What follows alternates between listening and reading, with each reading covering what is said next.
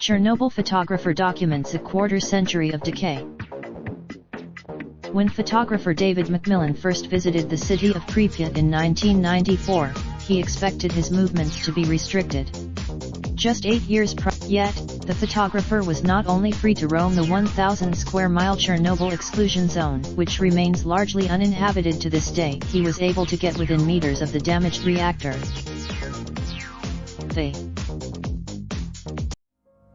Raindrop, drop top, smoking, no cooking the hot pot.